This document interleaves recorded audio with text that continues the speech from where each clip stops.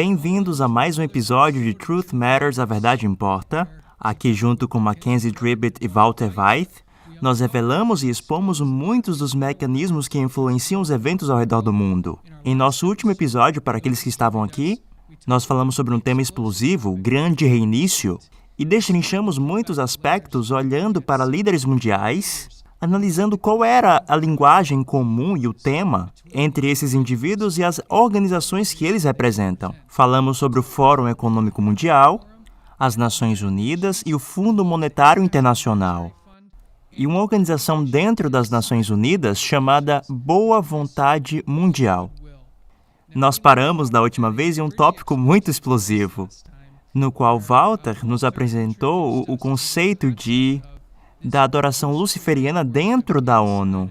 E nós não queremos que as pessoas acreditem naquilo que falamos. Pedimos que você, audiência, para abrir o site da Boa Vontade Mundial, que é lucis.org, e encontrar esse link chamado Serviço e o Plano Divino. Mas antes de irmos mais profundo nisso, Mackenzie e Walter, sejam bem-vindos a mais um episódio. Obrigado. Muito obrigado.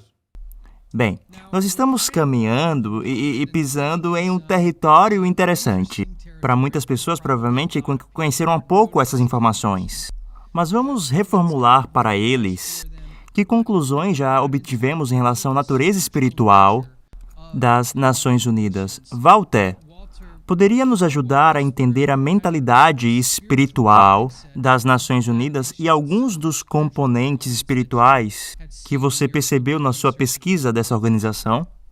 Como vimos em nosso último episódio, a Organização das Nações Unidas possui este profundo componente espiritual.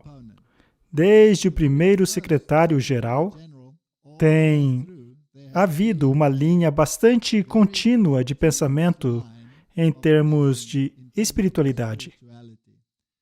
E, certamente, não é uma linha de pensamento cristã. Ao olharmos para o secularismo que vem das Nações Unidas, ao olharmos para a sala de oração que existe lá, até mesmo aqueles que supostamente são de natureza unicamente secular, estão profundamente enraizados em relacionamentos secretos com sociedades secretas. Portanto, a adoração desta entidade chamada de Lúcifer, mais tarde alterada para Lucis Trust, é uma linha que permeia as Nações Unidas. Há muitos anos atrás, eu dei palestras sobre as Nações Unidas e o seu aspecto espiritual. Mas isto não é somente algo que ficou na história, é algo que está muito vivo e que agora está se manifestando através das palavras emanadas pelas Nações Unidas. Nós não podemos ignorar a linha espiritual deles. Ao irmos para organizações como a Organização da Boa Vontade e a do Templo do Entendimento, todas elas são baseadas no espiritualismo e não nas Escrituras. E gostaria que as pessoas assistissem essa palestra do Walter chamada Agenda Oculta da ONU. Se você não viu ainda, nem assistiu os outros vídeos da série Ataque Total, essa série tem mudado a vida de muitas pessoas. Mas gostaria de retomar do lugar que paramos. Nós pedimos às pessoas para entrar no site da Boa Vontade Mundial. Nós falamos um pouco sobre Alice Bailey, mas eu gostaria de dar continuidade e ir um pouquinho mais profundo. Porque isso, como o Walter falou, é uma situação que está acontecendo agora. Esse site nos diz, lucis.org, nos diz exatamente qual é o objetivo deles dentro da ONU. E nós vemos algumas questões, iremos colocar aqui na tela, que são levantadas ali. Uma delas é a respeito da hierarquia espiritual, que Walter mencionou rapidamente, assim também como a religião mundial e a nova era, o reaparecimento de Cristo e aquele que virá. Eu gostaria de focar um pouco nesses últimos dois. Porque qual é o interesse de uma organização política como a ONU tem a ver com um grupo que está dentro dela, que é endossado pela própria ONU como uma organização não governamental? Qual é o propósito de educar o mundo para uma nova era que envolve uma religião mundial, uma hierarquia espiritual, e o que é o ponto real aqui que gostaria de focar? Esse reaparecimento ou a vinda de Cristo. Bem, haverá muitas pessoas que escutarão isso e vai falar, isso deve ser Cristo, Jesus Cristo. Mas Walter, em sua pesquisa do oculto e toda a sua história de pesquisar sobre esse tópico, quando eles usam o mesmo nome, estão eles se referindo à mesma figura? É claro que não. Há uma enorme diferença entre o verdadeiro Jesus Cristo e o que eles chamam de o Cristo. De acordo com o pensamento deles, Jesus Cristo foi ofuscado pelo que eles chamam de o Cristo. Então, não era realmente Jesus Cristo que estava fazendo todas aquelas coisas neste mundo, nos tempos em que ele esteve por aqui. Na verdade, foi o Cristo, uma entidade superior. Então, basicamente, Jesus foi apenas uma marionete nas mãos de um mestre superior. E a partir disso, você tem o movimento da Nova Era, que diz que todos são basicamente um Cristo, e também sujeitos a este poder, que eles tendem a chamar de a hierarquia, que é um grupo de indivíduos que atingiram esse status elevado. E de acordo com Alice Bailey, eles estão aguardando a manifestação dessa hierarquia na humanidade. Ela escreveu um livro chamado A Externalização da Hierarquia, que é apenas uma maneira bonita de dizer que um dia eles se manifestarão. Até mesmo a Bíblia diz que Satanás se disfarçará em anjo de luz. Um dia, Satanás se manifestará como se fosse o próprio Cristo. Ele aparecerá em vários lugares e em várias sociedades, o que é completamente contrário às Escrituras, já que a Bíblia diz que quando o verdadeiro Cristo se manifestar, todo olho verá, será um evento simultâneo e não um evento local.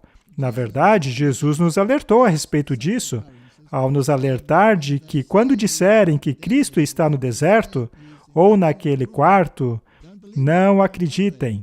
É um falso Cristo. Portanto, o que as Nações Unidas estão realmente fazendo aqui é propagar uma visão de mundo que cumpre diretamente as profecias e que contradiz a verdadeira segunda vinda de Cristo.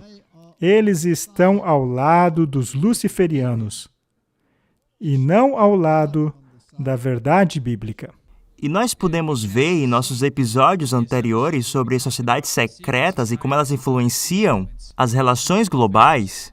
Alice Bailey foi uma figura muito proeminente na maçonaria. Se você acessar francomaçonariauniversal.org, você pode encontrar uma lista de maçons famosos desses maçons e ela será uma das poucas mulheres. No passado, especialmente se voltarmos algumas décadas, e que ela fundou muitas organizações, como a Fundação Lucis, na qual eles tinham uma ideia de uma grande religião mundial, que iria unir todas as fés.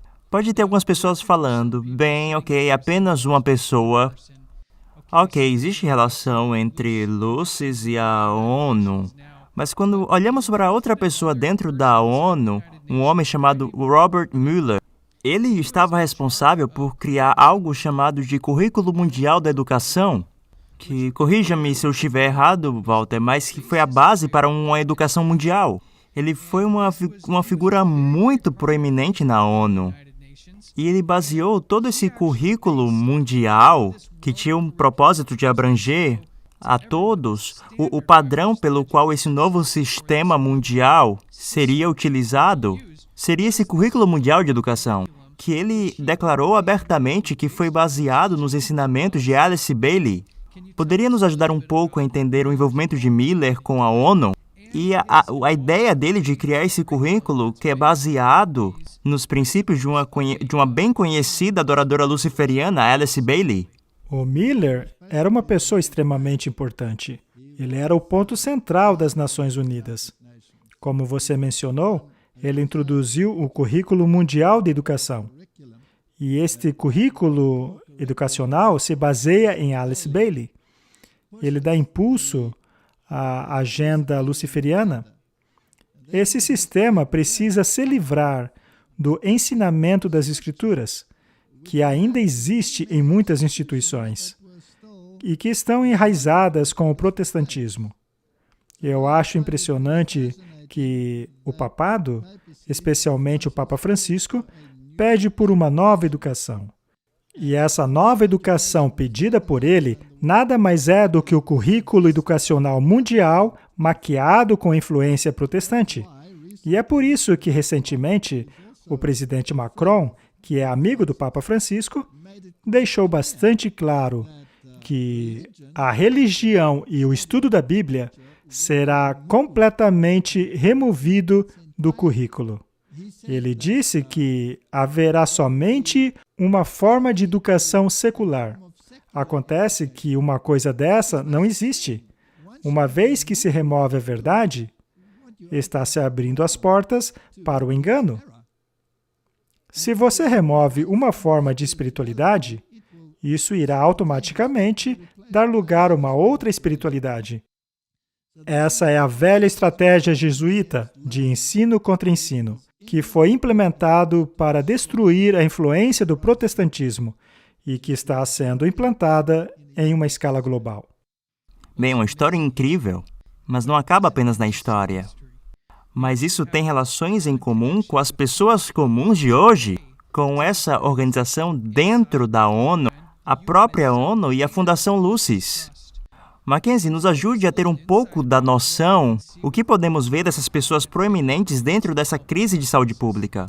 Bill Gates e a Fundação Bill e Melinda Gates, e como eles se relacionam com algumas dessas organizações que falamos aqui. Isso é de fato muito interessante.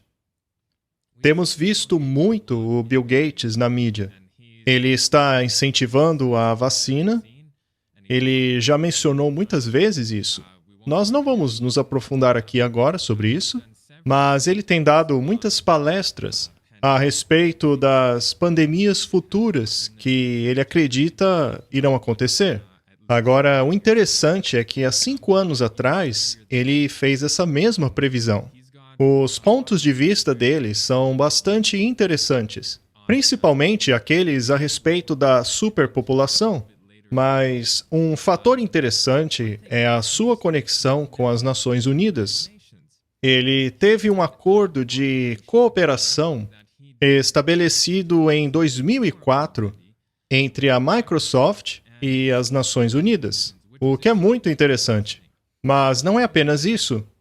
Você pode ver aí na tela esta imagem, que, aliás, não pode mais ser encontrada, eles a removeram do website. Mas existe uma suborganização da Lucis Trust que é chamada de Novo Grupo Mundial de Servos. E um dos apoiadores financeiros deste grupo é a Fundação Bill e Melinda Gates. Portanto, vemos como eles estão conectados às Nações Unidas, mas não apenas isso. Eles estão conectados com a Lucis Trust, que é muito interessante.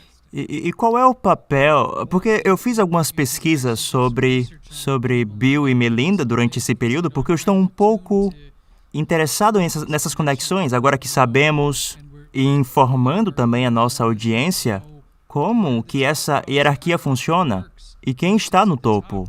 Eu estava buscando essa conexão. Como é que eu encontro os jesuítas? Como eu encontro o Papa? E encontramos que Bill Gates, apesar que ele não fala isso muito, e Melinda são católicos devotos. A própria Melinda, por exemplo, se considera uma grande conhecedora das doutrinas católicas, incluindo a doutrina social do bem comum e algumas outras doutrinas sociais impactantes. Essas pessoas com essa quantidade de dinheiro, e vemos o relacionamento deles com a fé, como nesse exemplo, os conduz para muitas das atividades sociais e justiça social. Como podemos entender esse status de bilionário e essa capacidade de mover as coisas ao redor do mundo e o trabalho com organizações como a ONU e ter conexões com a OMS e vemos o relacionamento deles com a Fundação Lucis? Como essas figuras, os bilionários no mundo, Walter, pessoas como Bill e Melinda Gates, afetam como esses planos do papado e da ONU se desenrolam de forma prática? Há muitos bilionários no mundo hoje. O Bill e a Melinda não são os únicos. Há muitos outros além deles. Por exemplo, o Donald Trump. E também temos o Soros. E acontece que todos esses bilionários estão envolvidos com as Nações Unidas. Estão todos nesse grande recomeço. Agora, a sua capacidade de enriquecer, em termos da magnitude dessas pessoas, não é algo que acontece com qualquer pessoa. É incrível como todos eles têm suas conexões necessárias. Portanto, faz sentido que eles estejam onde eles estão, uma vez que eles atuam como organizações de fachada. O mundo está à beira de uma grande conquista científica. Uma vacina contra a Covid-19 provavelmente estará pronta no início do próximo ano.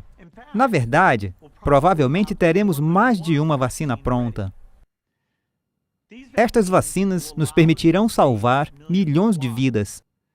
Elas também terão outro enorme benefício. Elas nos permitirão desenvolver um plano para que o mundo elimine globalmente a Covid-19. Para atingir este objetivo de eliminação global, precisamos de 3 coisas: a capacidade de produzir bilhões de vacinas, o financiamento para pagá-las e os sistemas para entregá-las em todos os lugares. Uma vacina pode tornar o Covid-19 uma doença evitável. E ninguém precisa morrer de uma doença evitável simplesmente porque o país em que vive não pode pagar pela vacina. Mas você não precisa se preocupar com a visão de equidade para ver o problema apenas com o cenário dos países ricos. A única maneira de eliminar a ameaça desta doença em algum lugar é eliminá-la em todos os lugares. A solução não é envergonhar os países ricos que estão fazendo a coisa natural por querer proteger seu povo. A solução é aumentar amplamente a capacidade de fabricação para que possamos abranger a todos o mais rápido possível. Tem sido incrível ver essas empresas privadas concordando em expandir a capacidade de fabricação dos medicamentos usando as fábricas umas das outras. Temos uma série de acordos como este, mas é preciso ainda mais, especialmente para a vacina.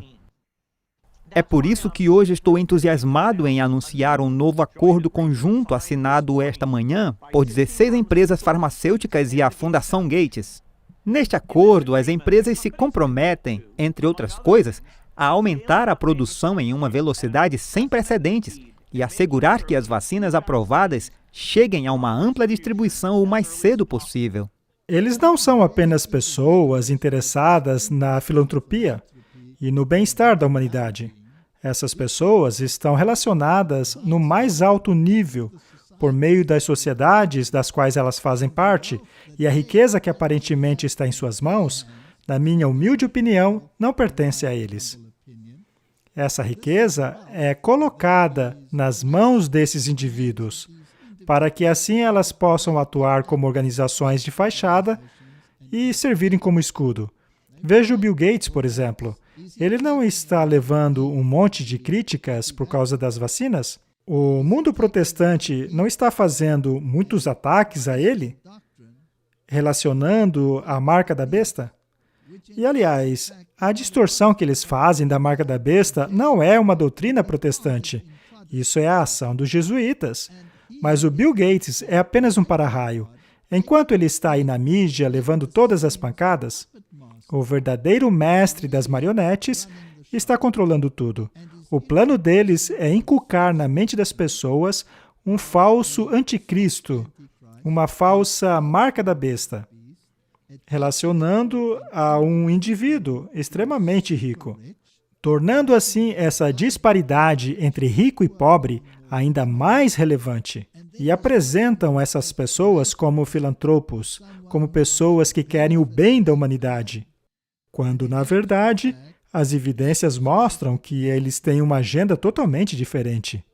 Portanto, esses bilionários não são em si o poder.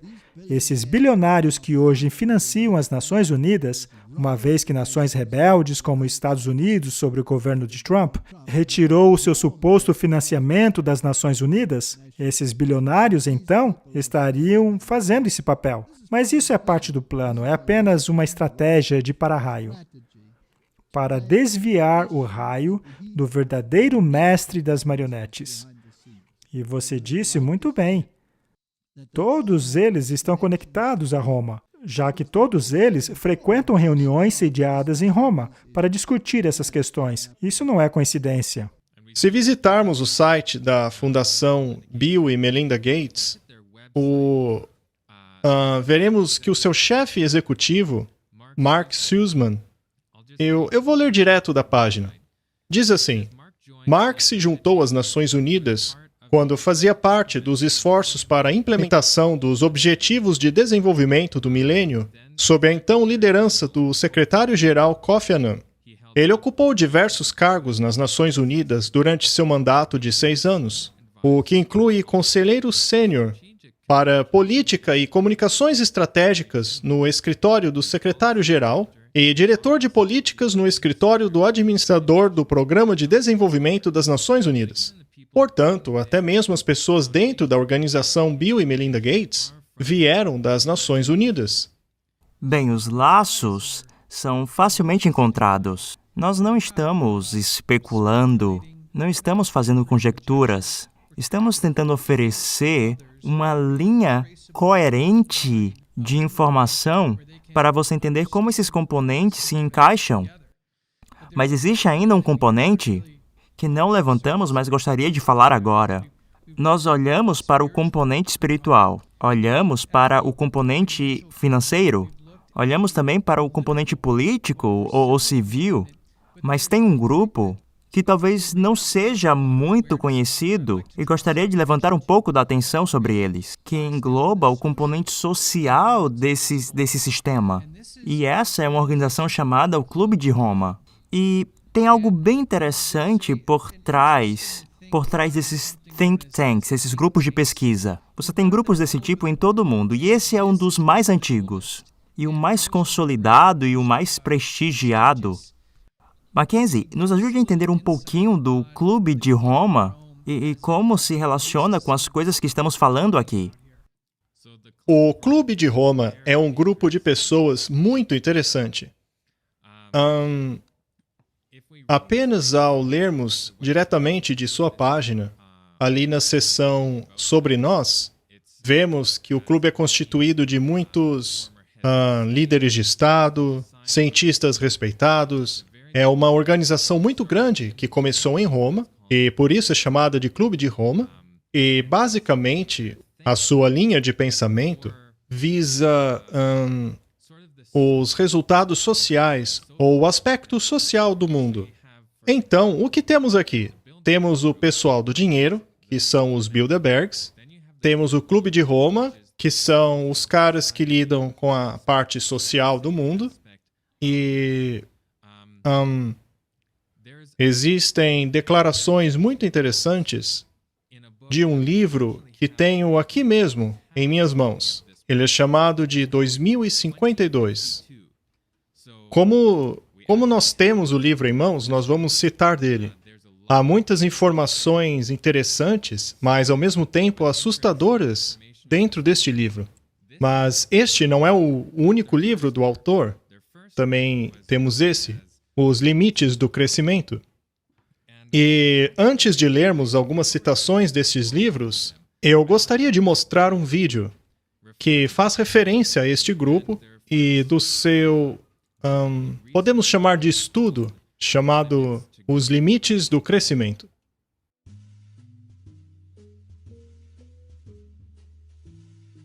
Era uma vez um homem que inventou o xadrez. O rei ficou tão satisfeito que ofereceu uma recompensa ao homem. O homem, que era muito sábio, disse ao rei que só quereria 1 grão de trigo para a primeira casa da ala do tabuleiro, 2 para a segunda, 4 para a terceira e assim por diante, dobrando a quantidade para cada quadrado do tabuleiro de xadrez. O rei disse sim, E no final do jogo ele teve que desistir, pois não tinha mais grãos de trigo para pagar sua dívida. Essa é a natureza do crescimento exponencial. E nosso tabuleiro de xadrez é o planeta Terra. 40 anos atrás, um relatório de uma equipe de cientistas da MIT sacudiu o mundo. Eles projetaram e executaram o primeiro modelo global de computador, sugerindo que a humanidade deveria adaptar-se às limitações físicas do planeta Terra para evitar o colapso. Durante o último ano, um grupo da MIT observou o crescimento exponencial de nosso sistema social e econômico global. E chegamos a 5 conclusões básicas. Primeiro, há limites físicos para o crescimento, que, dadas as tendências atuais, são muito prováveis de serem encontradas já durante a vida de nossas crianças. Este crescimento vai parar, precisa parar e vai parar. Segundo, o resultado provável de chegarmos a esses limites se continuar. Eu gostaria de pausar o vídeo um pouco aí. Vocês repararam como as pessoas têm um objetivo e elas estão dizendo, quando nós o conquistarmos e nós iremos? Vejam como eles não consideram a possibilidade da derrota. A derrota não é uma opção, eles vão conseguir. Eles dizem aqui, o crescimento do mundo precisa parar e ele vai parar. O resultado provável de chegarmos a esses limites, se continuarmos a ignorá-los, é que vamos ultrapassá-los e entrar em colapso. Eu acho que muitas pessoas encontraram uma nova maneira de se passarem por tolos ao não reconhecerem que há limites para a expansão humana. Parece que temos uma alternativa viável a este resultado, na qual a população e a produção material poderiam ser equilibradas com um ambiente finito e com nossos recursos.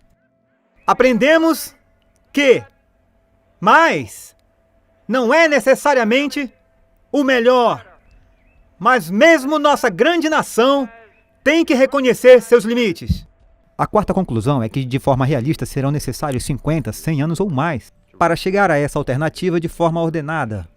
Acreditamos antes e agora que não há limites para o crescimento e o progresso humano quando homens e mulheres são livres para seguir seus sonhos. E, finalmente, a cada ano que adiamos, diminui nossas últimas opções.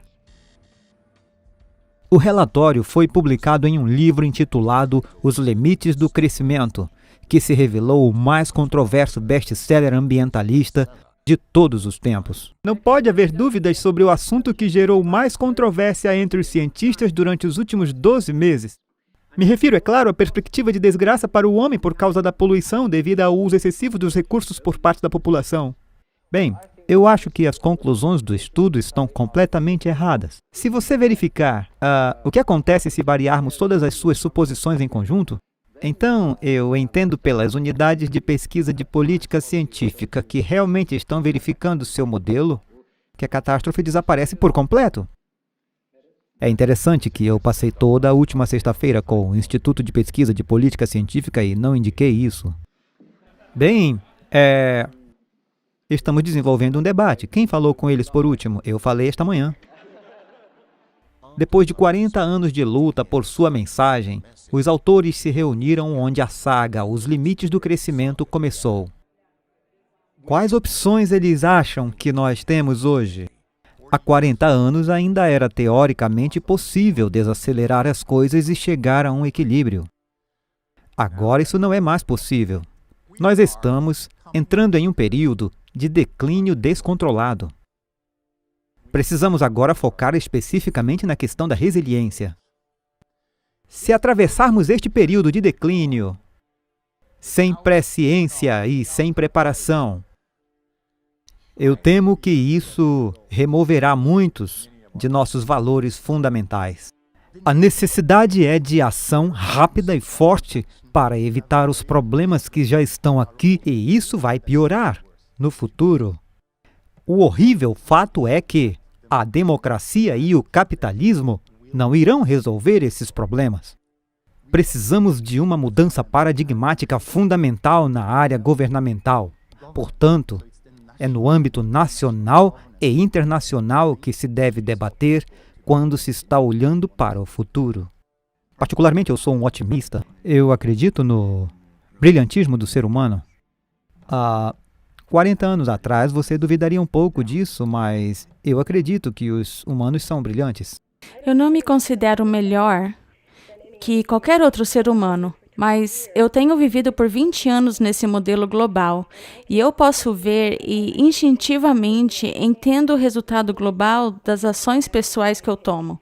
E eu sei o tipo de mundo que eu quero viver. Eu não quero viver em um mundo destruído, eu não quero viver em um mundo, como Jürgen disse, que está ficando cada vez mais cinza e que custa cada vez mais caro para manter até mesmo um padrão de vida decente. Eu quero viver em um mundo sustentável, onde não exista pobreza, fome, falta de recursos naturais na Terra. De acordo com os autores de Limites do Crescimento, a crise ambiental e econômica que estamos atravessando são parte da mesma crise global. Eles não sustentam a verdade e eles têm diferença. Este clipe foi retirado de um documentário chamado A Última Chamada, que basicamente promove o Clube de Roma e essa ideia do limite de crescimento. Um desses autores fez um comentário e disse que o capitalismo é incapaz de resolver esse problema. Então veja mais uma vez o ataque deles ao capitalismo. E esta pessoa é o autor deste livro, que é uma previsão dos próximos 40 anos até o ano 2052. Vamos ler algumas citações do Clube de Roma. Eu retirei esse texto do site oficial. O nosso objetivo é defender ativamente por uma mudança de paradigma e sistema que capacitará a sociedade a emergir da crise atual ao promover uma nova maneira de ser humano, dentro de uma biosfera mais resiliente. Recentemente, o Clube de Roma tem priorizado 5 áreas-chave de impacto: o clima, emergência planetária, reclamar e refrear a economia, repensar as finanças, criar novas civilizações com lideranças jovens. Agora, vejamos algumas citações muito interessantes deste livro, 2052. Será difícil corrigir esta falha do mercado, ou seja, organizar uma diminuição do pagamento de funcionários do alto escalão. Isso requerirá o comportamento coletivo de um grupo que não está acostumado a organizar, ou seja, proprietários. Ou seja, basicamente, o que ele quer dizer é que os salários de altos funcionários precisa começar a ser diminuído, de forma a alinhar-se com o salário das demais pessoas. Isso, obviamente, irá desencorajar as pessoas de serem proprietárias, uma vez que elas terão grandes responsabilidades, mas não terão compensação por isso. E na página 169, ele diz: eu, na verdade, ficaria surpreso se essa tensão não for aliviada através de uma forma forçada de redistribuição. E agora chegamos nessa questão de redistribuição de riquezas. E uma questão que é feita no livro está na página 239. E a pergunta é: eu serei pobre dentro desse sistema? E a resposta dele é: alguns de nós serão, mas outros não. Para que possamos dar uma resposta precisa, a pergunta também precisa ser precisa. A pergunta deveria ser: eu serei pobre comparado a X? E você deve decidir se esse X é o A, ou seja, hoje, ou então B, que é o cenário em que a humanidade rumasse para um mundo mais racional, ou C, que seriam os demais. A sua pergunta está errada. Você não deveria perguntar: eu serei pobre? Na verdade, você deveria perguntar: eu ficarei mais satisfeito? Estar satisfeito com a vida é mais importante para você do que ser rico ou pobre? É a soma total de todos os aspectos da vida que determina o seu bem-estar, tanto agora como no futuro. Portanto, quando você avalia as implicações de minha previsão de maneira privada, procure julgar o que isto significará para o seu bem-estar, e não o que significará para a sua renda. Muito bem, Walter. O que você tem a dizer a respeito dessas coisas? Tudo isso está absolutamente alinhado com o que o Fórum Econômico Mundial diz. Um de seus objetivos é fazer com que ninguém seja proprietário de nada. A renda de todos deve ser nivelada. Ou seja, implementar um salário universal para todos, para assim erradicar a miséria dos pobres. E é claro, se livrar da riqueza dos ricos. Este é um dos objetivos deles. Como você vê, eles não estão apenas interessados na redistribuição das riquezas, eles também focam no meio ambiente. E ao fazermos algumas pesquisas sobre a questão do meio ambiente, vemos que até mesmo a Greta Thunberg, que faz parte da estratégia da juventude mencionada por eles, através de seus pares, está conectada ao Clube de Roma. Todos eles, portanto, estão relacionados e, como temos visto, tem havido muitos apertos de mão entre Greta Thunberg e o Papa Francisco. Então, mais uma vez, temos essas conexões intrigantes. Tudo isso faz parte do plano maior, que eles estão tão interessados em implementar. Eles estão utilizando uma estratégia bastante típica, na qual se tem, digamos, uma classe bastante produtiva, que então atinge um crescimento exponencial e que mais tarde acaba sofrendo um enorme colapso. Temos então ciclos entre crescimentos massivos e colapsos massivos.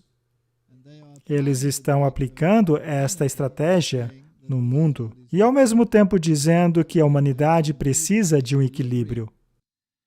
E a única maneira de atingir esse equilíbrio é, em primeiro lugar, controlar a natalidade e, em segundo lugar, garantir que os recursos não sejam explorados. É por isso que ouvimos tanto a palavra sustentável em seus discursos. Chegaríamos, então, neste ponto, em que não possuiríamos nada, não exploraríamos nada, não seríamos explorados, não haveria mais picos ou quedas nos gráficos, pois estaríamos todos no mesmo nível. E era assim que funcionava a Idade Média. Agora, a pergunta é, se isto acontecer, o que acontecerá com a iniciativa humana? O que acontece com o incentivo humano? A resposta é simples, irá para a lata do lixo. Nós precisamos nos perguntar se o homem, se a humanidade foi projetada para a constância ou projetada para o crescimento constante. A resposta a essa pergunta é relacionada a um aspecto filosófico bastante profundo, na verdade, um aspecto religioso. Afinal, quem gostaria de estar numa situação de parâmetros constantes, invariáveis, já definidos, ou seja, escravidão? Um cenário em que não somos nada mais do que uma engrenagem, cuja única função é servir o meio ambiente. Será que não seria melhor um cenário em que o ser humano é capaz de explorar o seu potencial? Cada um deve decidir de qual lado desse debate desejam estar. Eu agora vou ler mais uma citação do mesmo livro. Ela também é interessante porque, na citação anterior, ele diz que a nossa preocupação se baseia em estarmos satisfeitos. Agora, para você e para mim, esta definição de satisfação pode ser diferente da deles. Então, vejamos o que eles dizem aqui na página 332. A pergunta aqui é, o que deveríamos fazer? Ele diz, não ensine os seus filhos a amarem a natureza. Quando você vê os seus filhos sentados em frente ao computador e se perguntar se ele não deveria estar brincando na natureza, você deveria segurar a sua vontade de interferir. Ao ensinar os seus filhos a apreciarem a solidão da natureza, você estará ensinando ela, e é interessante que eles sempre utilizam o pronome ela quando estão falando de seus filhos. Mas enfim, você estará ensinando ela a amar algo cada vez mais difícil de se alcançar. Você estará aumentando as chances da criança de ser infeliz.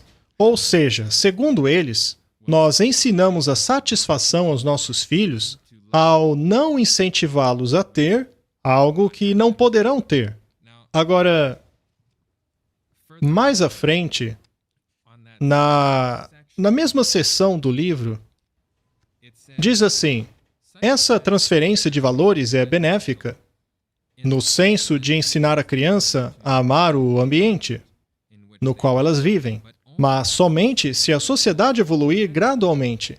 Se a sociedade evoluir muito rápido, os conselhos dos mais idosos tornam-se irrelevante e, em circunstâncias desfavoráveis, a cuidadosa inoculação de valores transmitidos pode causar uma infelicidade incurável.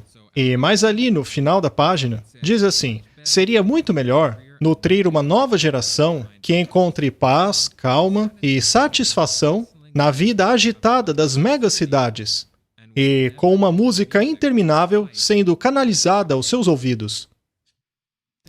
Isso não parece um lugar tranquilo, uma cidade agitada com música sendo tocada constantemente em seus ouvidos. Mas o que vemos aqui é a busca de infundir essas ideologias dentro da cultura. Esse conceito de think tank, grupos de pesquisa como o Clube de Roma e o Instituto de Brooklyn, ou a Sociedade Real, essas são organizações que, eu gostaria de ouvir a opinião de vocês sobre isso, é o propósito desses grupos formular meios acadêmicos para difundir essas ideologias dentro da cultura? Porque enquanto estamos aqui falando sobre o grande reinício, o que está acontecendo atualmente e as peças que se conectam com isso, nós entendemos que eles estão buscando alguns dos direitos fundamentais que os Estados Unidos, por exemplo, tiveram como fundamento. Os direitos individuais, as liberdades individuais, o direito de ter propriedade. E você pode encontrar nos documentos de ensino social da Igreja Católica, que data lá do século XV e XVI, o conceito que ter propriedade privada só é bom se estiver sujeito ao bem comum. Então, você tem essas ideologias que derivam das filosofias, doutrinas que vêm de muitos séculos atrás. Elas encontram espaço nesses grupos de pesquisa e são estrategicamente disseminadas. Mackenzie, eu acho que você falou que o livro Os Limites do Crescimento foi lançado quando? Eu creio que foi em 1972 ou 73. Ou seja, na década de 70. E aqui estamos nós na segunda década do século presente. E vemos isso chegando até nós. Walter, é essa maneira que eles usam para difundir as ideologias usando os think tanks, os grupos de pesquisa, de forma gradativa, disseminando esses conceitos através da educação e de outros meios? Eu trabalhei num ambiente educacional praticamente a minha vida inteira. E a grande mudança da educação, pelo menos em minha esfera, ocorreu no ano 2000. Foi introduzido um currículo chamado de Currículo 2000. E toda a ênfase do ensino dentro das universidades mudou da mentalidade à moda antiga, que era baseada no pensamento livre, na capacidade do indivíduo de crescer. Podemos dizer que era baseada na filosofia do sonho americano. Mas este currículo 2000 introduziu um modo de pensar socialista. E, pelo menos aonde eu atuava, essa mudança foi quase que imediata.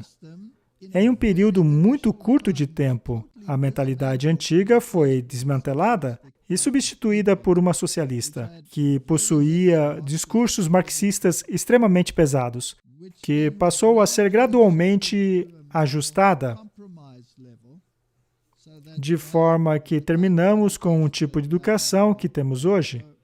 Tem havido, portanto, muita preparação para se trazer esses pensamentos, para se conseguir esse chamado igualitarismo, que corta as cabeças e as caudas.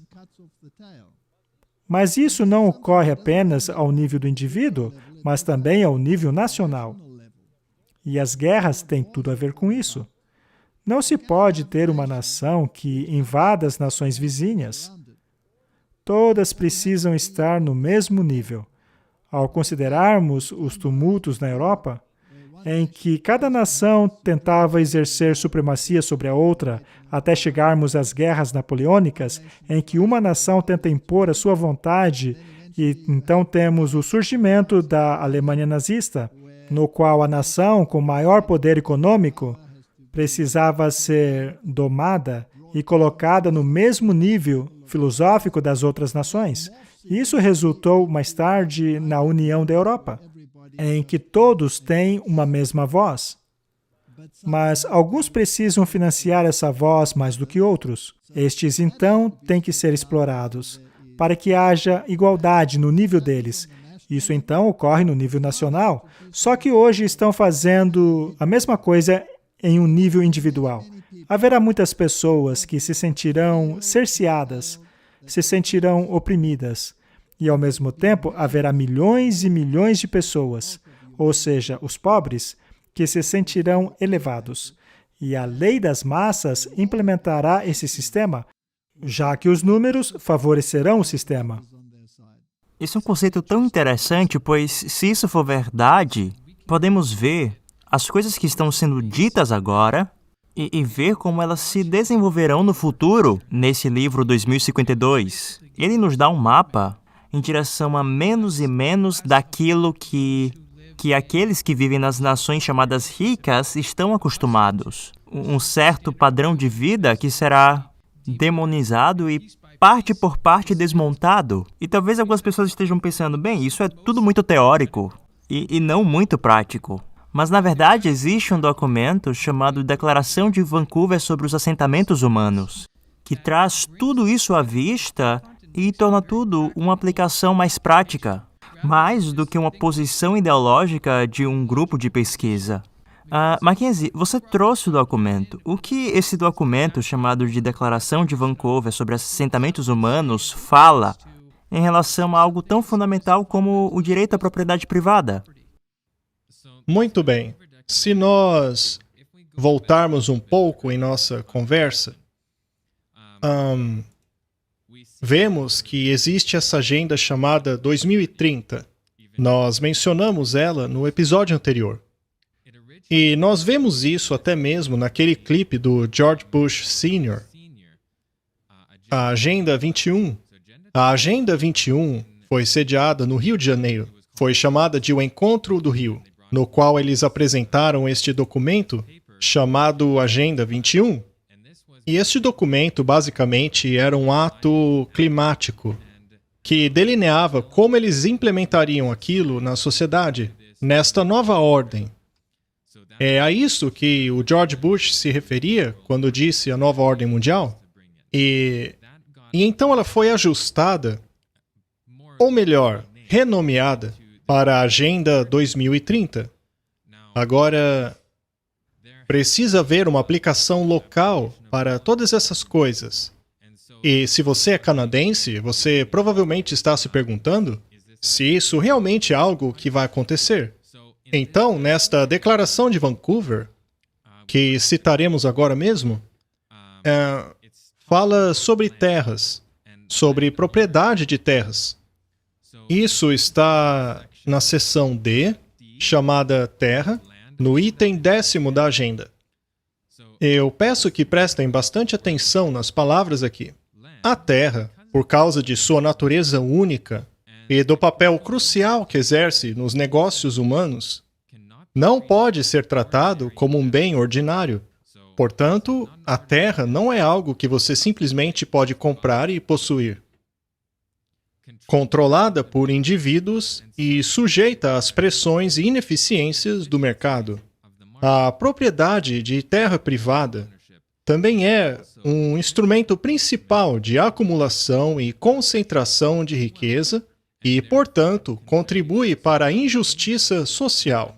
Se não for controlada, pode se tornar um grande obstáculo no planejamento e implementação de esquemas de desenvolvimento. Justiça social, renovação urbana e desenvolvimento, as provisões de moradias decentes. Lembre-se que precisamos estar satisfeitos com essas moradias. Moradias decentes e condições saudáveis para o povo só podem ser atingidas se a Terra for usada para o interesse da sociedade como um todo. Ou seja, segundo eles, você não pode possuir individualmente uma Terra, pois isso tornaria o problema ainda pior. O problema da desigualdade. Então, a base desse argumento, algo que temos escutado nos últimos 2 episódios, é que desigualdade é um problema que precisa ser resolvido. E bem no centro dessa desigualdade está capitalismo e a democracia. E assim somos confrontados com algum sistema de governo que substitua. Walter, qual será o sistema que eles irão preferir, já que eles buscam remover a democracia e o capitalismo como os norteadores principais do governo?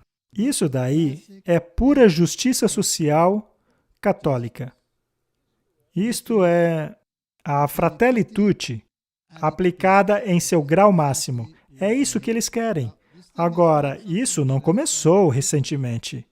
E precisa ser universal, não é? E porque precisa ser universal, precisa cruzar fronteiras. Muitos anos atrás, eles começaram o que foi chamado de parques nacionais transfronteiriços. Este foi o primeiro passo em se quebrar as barreiras entre as nações, ao estender os parques nacionais por entre as fronteiras. Então, mais de um país se torna responsável por manter aquele pedaço de recurso natural. Agora, a ideia dessas pessoas é arrebanhar as pessoas em megacidades, que na verdade serão centros de controle, e expandir essas áreas nacionais sem o impacto da população humana. Você sabe, para o bem do meio ambiente, que é aí que a agenda climática passa a atuar. O objetivo principal da agenda ambiental vai além da expansão de áreas naturais e áreas nacionais. Mas eles pretendem desapropriar as pessoas que agora ocupam esses espaços, a fim de arrebanhá-las nas cidades.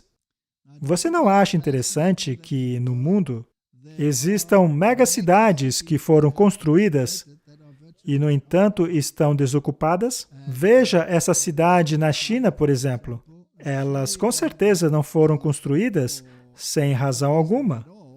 Deve haver uma agenda por trás. E uma vez que essas cidades são totalmente operacionais, eu não acho que o plano deles é começar a ocupá-las apenas daqui a 1 milênio ou 100 anos. Isso é algo que parece iminente. E até mesmo no Ocidente, eles já criaram essas cidades de controle, nas quais as leis são aplicadas de uma maneira muito mais restrita. Quando pesquisamos na internet a respeito delas, vemos que elas são bastante espalhadas. Elas funcionarão como ímãs para os quais as pessoas serão atraídas, ou melhor, levadas, a fim de criar este novo ambiente, esse lugar de satisfação em que você terá o seu lugarzinho para morar, mas que você não terá nenhum controle e nem liberdade em termos de suas habilidades ou objetivos. E geralmente a essas condições existem pré-condições anexadas. Eles te darão a tua renda, a tua habitação, também te darão a possibilidade de emprego em uma posição que eles consideram adequada para o bem de todos. Mas o que acontece quando o indivíduo continua com a liberdade de consciência, a habilidade de pensar por conta própria, de escolher? O que acontecerá com um indivíduo desse tipo se tentarmos prever? Olhando mais adiante um pouco, vemos a eliminação de muitos dessas propriedade privada, as liberdades civis e a substituição desses direitos básicos pela noção de bem comum.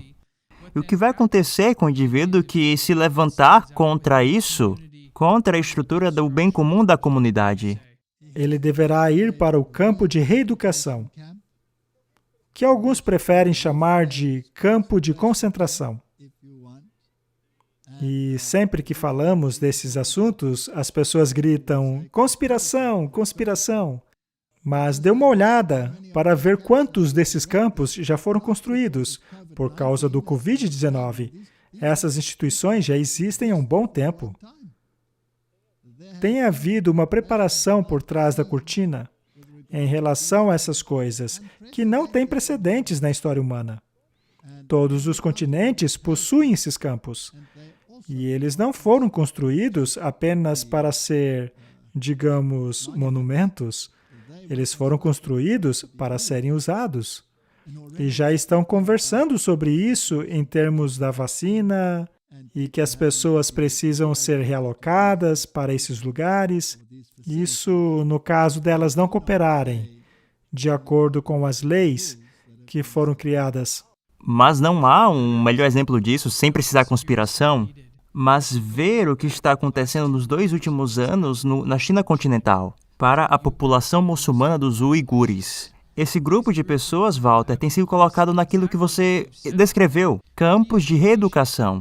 Pessoas foram colocadas com toda a família. Normalmente os homens são retirados da família. E uma pessoa escolhida pelo Estado ficará com a esposa do homem que está preso, para ter certeza que ela está sendo reeducada nesse período, enquanto o marido está em um campo de trabalho forçado. Eles também têm um sistema de crédito social que determinará a liberdade do indivíduo de se movimentar dentro da cultura. Isso tudo parece uma distopia, mas já está em funcionamento em uma das maiores e mais populosas economias do mundo. E alguns argumentam que o principal líder emergente em muitas áreas relacionadas ao status global, incluindo o estabelecimento de pactos com outros países, tirando os Estados Unidos como Rússia, Índia e outras nações individuais, para suplantar, na tentativa de suplantar os Estados Unidos como um poder global. Eu acho que não seria muito inteligente para pessoas considerarem essas coisas como impossíveis, quando temos exemplos reais dessas coisas que estão acontecendo agora no mundo. Mas alguns poderão dizer, bem, isso acontece na China, nunca vai se expandir para o resto do mundo, como as nações do primeiro mundo, Inglaterra, Estados Unidos, Canadá, França, Alemanha. Mas eu diria, veja, o que a Covid fez. Levou muitas dessas táticas que estão sendo usadas na China, tudo, desde o uso das máscaras, a restrição de locomoção, até o monitoramento das comunicações e das locomoções. Você não vai dizer que essas coisas são semelhantes ao que a China tem feito e sido admirada no passado? Com certeza. Eles só precisam das circunstâncias corretas para implementar aquilo que costumava ser visto de maneira negativa no passado. De repente, todos estarão na mesma página. More você no Oriente ou mesmo no Ocidente, isso tudo é orquestrado. Não é coincidência. É interessante que você falou sobre a necessidade das circunstâncias corretas. E repetidamente, durante os 2 últimos episódios, nós vimos muitas vezes que esses indivíduos que lideram essas organizações reconhecem nessa crise de saúde pública uma grande oportunidade. E eles não estão temerosos de demonstrar que eles acham que esta é uma grande oportunidade de criar mudanças rápidas e drásticas em sociedades que já foram estáveis e normais.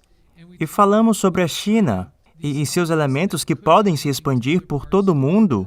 Já vimos, por meio das restrições da Covid-19, que a abordagem chinesa já tem sido implementada em diferentes sociedades, coisas que nunca fizemos. Neste sentido, nós tivemos algo aqui no Canadá que toma esse aspecto educacional, esses campos que você estava falando, para um outro nível. Porque você está certo, Walter. As pessoas dirão que estamos indo no caminho errado, indo por caminhos tortuosos. Mas este não é o caso. Recentemente vimos nos sites do governo canadense algumas considerações que mostram que esse é um ponto considerado, que campos de isolamento relacionados à crise de saúde pública será algo real. E eu quero colocar aqui para nossa audiência um vídeo que vem lá do governo canadense, dentro da estrutura parlamentar onde eles estavam debatendo esse ponto. Vamos escutar. A próxima pergunta do membro de Lanark, Frontenac Kingston. Obrigado, orador. Minha pergunta é para o primeiro-ministro. Em minha pergunta suplementar de ontem, perguntei a este governo se o povo de Ontário deveria se preparar para os campos de internação. Em setembro, o governo federal lançou uma convocação à manifestação de interesse para que empreiteiros forneçam, providenciem e administrem campos de isolamento de quarentena em todas as províncias e territórios do Canadá. Estes campos de isolamento, entretanto, não estão limitados a pessoas com Covid, mas fornece uma ampla possibilidade para muitas pessoas serem detidas. Certamente este governo está ciente das intenções de construir estes campos de isolamento de costa a costa. E minha pergunta ao primeiro-ministro é: quantos desses campos serão construídos? E quantas pessoas este governo espera deter? Líder do governo. Obrigado, senhor orador. É bem verdade que quando as pessoas deixam o país e voltam, a província sugere cooperação com o governo federal. Estamos sugerindo que as pessoas se isolem, o que tem sido uma prática muito bem sucedida, não só aqui na província de Ontário, mas em todo o Canadá. E é claro que redobraremos nossos esforços para garantir que as pessoas da província de Ontário permaneçam seguras, senhor orador. Se o membro está se referindo ao fato de que uma das políticas de saúde pública é que, quando você retorna de uma jurisdição fora da província de Ontário ou de outro país que você isola-se por 2 semanas, eu sugeriria que essa tem sido uma política muito boa. Na verdade, esta casa tem feito a mesma coisa desde que voltamos. Estamos trabalhando em coortes para garantir que a Assembleia Legislativa possa continuar a funcionar. Temos 2 coortes operando oficialmente. É por isso que os membros foram mantidos fora dessa corte, porque queremos que eles possam participar do debate e continuemos a fazer tudo ao nosso alcance e garantir que esta casa continue e que o povo de Ontário e do Canadá sejam mantidas a salvo. Pergunta suplementar. Sua vez novamente. Obrigado, Premier. Aqui está a RFP. E a RFP usa a linguagem clara para expressar que esses acampamentos podem ser usados para um amplo universo de pessoas, não se limitando aos viajantes. Na verdade, nem sequer menciona viajantes internacionais. É apenas uma ampla gama de pessoas. E eu enviarei a cópia da RFP depois. Portanto, seu governo deve estar em negociações e ciente desses planos para potencialmente deter e isolar cidadãos e residentes de nosso país e nossa província. Portanto, orador, para o primeiro-ministro, onde esses acampamentos serão construídos? Quantas pessoas serão detidas? E por que motivos as pessoas poderão ser mantidas nestes acampamentos de isolamento? E eu gostaria de ter do primeiro-ministro garantias ao povo de... É isso, pessoal. Esse é o debate. Você tem um membro do parlamento que está preocupado, solicitando informação, e nós gostaríamos de trazer para todos que estão escutando, acesse a nossa página no YouTube e acesse o link, e você obterá mais informações sobre o que esse homem estava falando. Mas, Mackenzie, a gente encontra essa informação, e o que eu acho estranho, antes de a gente entrar nessas imagens, para mostrar o que esse membro do parlamento estava falando. Ele faz uma pergunta: por que existe esse pedido de informação ou pedido de proposta neste site do governo? E você percebe que existe um completo desprezo da pergunta. E a pessoa que responde essa pergunta começa a discursar sobre como pessoas que estão voltando de outras províncias ou de fora do país precisam ir para casa para ficar de quarentena, quando a pergunta era claramente sobre o porquê existe esse pedido de uma licitação para construir locais de isolamento por todo o país. A pergunta não foi apenas não respondida, mas foi ignorada. Quando mais informação foi adicionada e mais informação solicitada, eles simplesmente cortaram o microfone e não tem resposta dada. Vamos dar uma olhada no que você encontrou quando você pesquisou a respeito disso.